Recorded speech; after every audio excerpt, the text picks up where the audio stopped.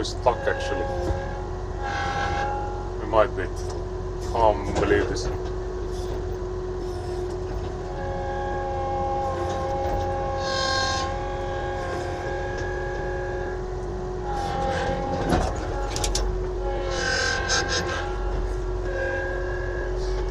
Let's see.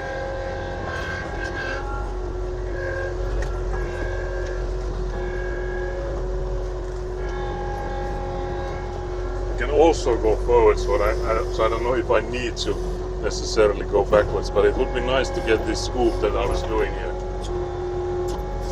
We might have actually enough room to do it here.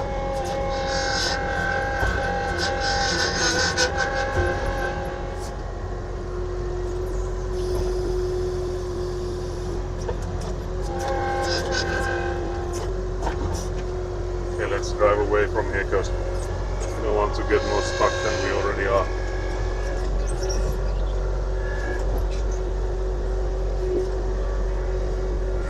But yeah, we made a massive hole with our tires there. Hello?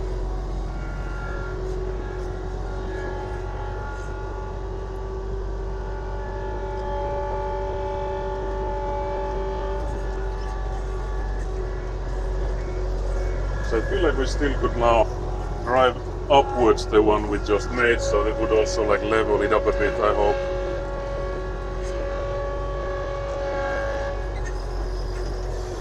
But yeah, these maneuvers we're making are experimental.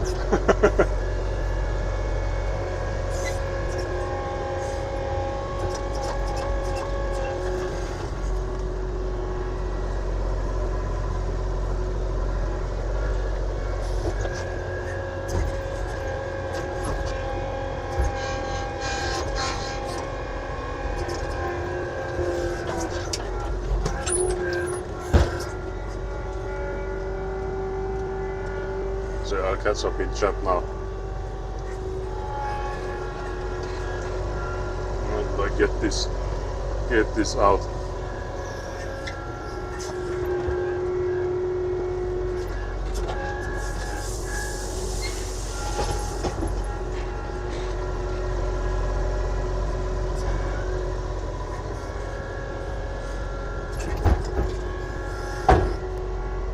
Let's see, there's lots of messages, very nice.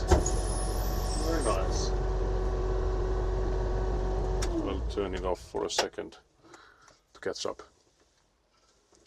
So yeah, most of Australia is uninhabitable, yeah, that's what I understood. I was lucky to move in with someone. I can't imagine trying to find a place from scratch and probably will in X time. Can't imagine trying. Oh yeah, you mean that you will probably move out on like alone, or is that what you mean? Because yeah, I'm assuming I'm just like putting in 1 + 1 that you're with Rick, is what I've gathered from these discussions earlier. But yeah, I don't know if that's public knowledge, so I'm not gonna be yelling it too loudly. Hello. But yeah, that's what I understood from the Atrium's video, that like just getting a place to rent is like a really hard thing. I don't think that's the case here. Definitely not. Like, I don't think anywhere in Finland. Maybe the capital area would be harder, but even there I would assume that there's still enough places. Because I think the only thing that people are complaining about is that it's more expensive there. It's not about the scarcity in because again, of course, some of the reason it is more expensive is because of the more demand, less supply. But even then, I think there's like, you just have to pay enough and then you get a house, like for rent, like an apartment, of course, not a house. There's hardly any houses there, I don't think. For rent, at least. Of course, they're like millionaire mansions and stuff. Not billionaire ones, though. I have to make a clear definition here before Nat will come in and swoop a billionaire mansion in Finland. A lot of people work in the CBD, but can't afford to live nearby, so commute times are long and quality of life suffers. Yet they're pushing people to come back to the office. Yeah, that's what I've heard. I don't think we've had it same here. Like, there's been a massive push to go back to offices, but I feel like it's a bit different maybe here, with like everyone being in like around the cities anyway. So I don't think that's so different in here. But I guess the difference being that, for example, in here the rush hour doesn't really slow you down that much. But I'm assuming that if you're like in a car in a Sydney traffic, you would be there stuck for hours. So I think that's the the scale is so different.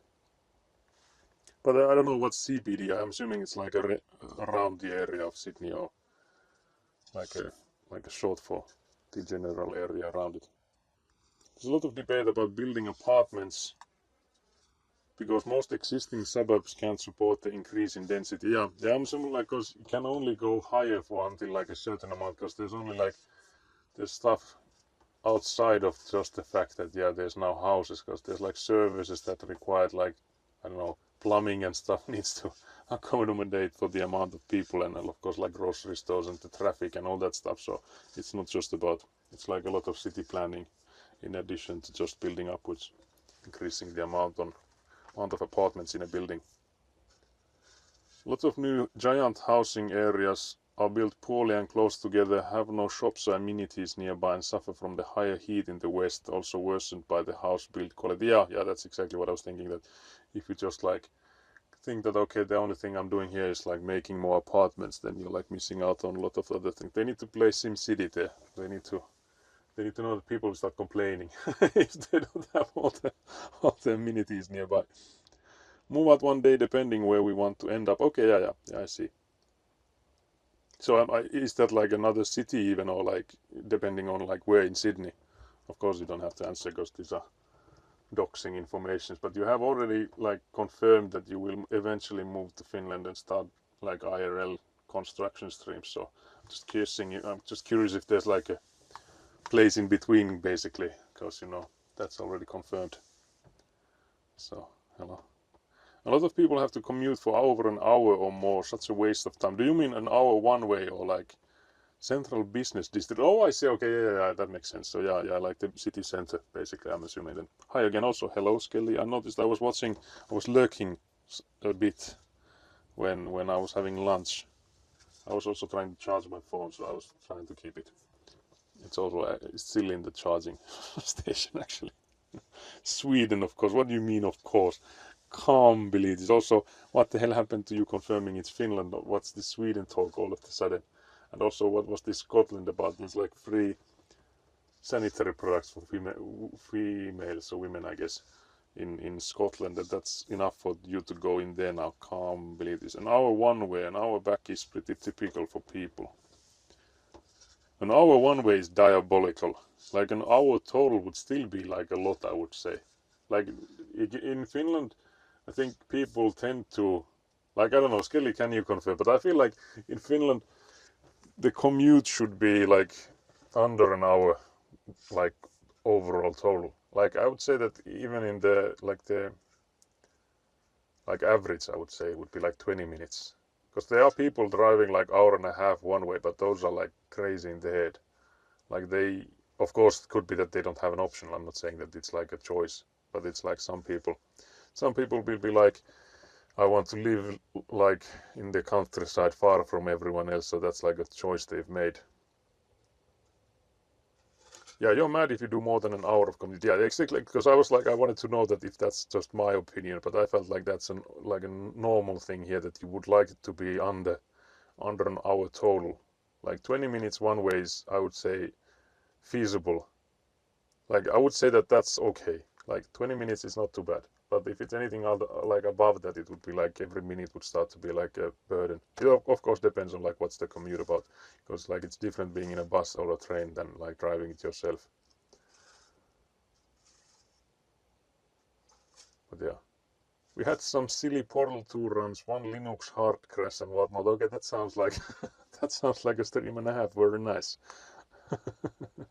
But door to door is even more, something like 3 hours plus commuting depending how far you live from your job, unless you work local to home. What do you mean? So you mean door to door is like, so what do you count as the commute normally if you don't mean it door to door? Because I'm of course assuming from your home to when you log in on your computer machine, basically on your office, or at least when you're at the location, like on what if it's a factory working, and then it would be on like the parking lot of the factory or whatever. But if the commute is not even the time it takes you to get there, what do you count as the commute then? Is it just the time you sit inside a bus or something? Because that's diabolical. If that takes you over an hour, not even counting the time you need to wait for it and all that stuff. Apparently in Melbourne it's possible to live closer to the city, say 15 to 30-minute drive. Public transport adds a lot of time, but at least you can rest. Yeah, there is, I would say there's like an added benefit. Well, I guess it's a trade-off mainly from like public transportation like bus, and then if you compare it to a car, cause like there's a trade-off, like you don't have to drive it yourself, so you can focus on other stuff. But then like if you have to wait for it a long time, and if you have to like, because again, like when I went to and took the van to the shop so that they would like investigate the leaking coolant stuff, that thing, the bus took me like 50 minutes. The first time I took it was like an hour, but that was like not the optimal one.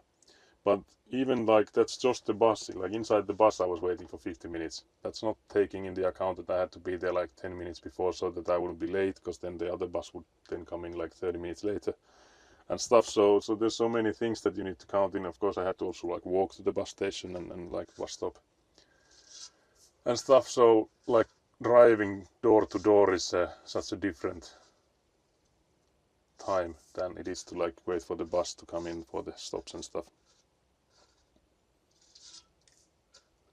In Sydney it's impossible to afford living close to the city. Yeah, that's what I'm getting. Say some people drive a bus to the train, traveling, walk to the office and back. Yeah, but I was like, to commute I would always think of the number being like from door to door. But yeah, if it's like 3 hours to go from door to door, is that still like total, I'm assuming, because it would be like an abomination going like one way.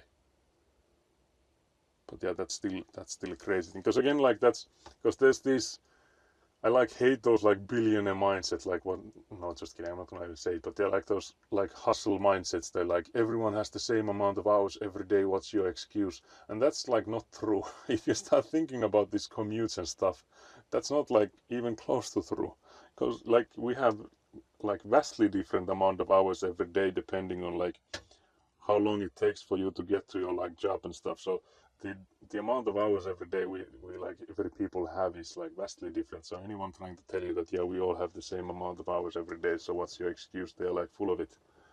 Absolutely. So they don't have like, they don't understand the realities of like most people. Yeah, toxic mindset, exactly.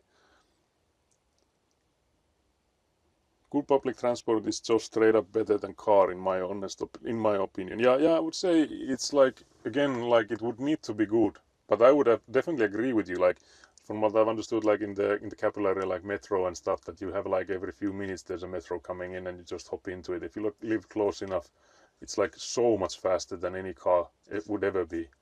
But then like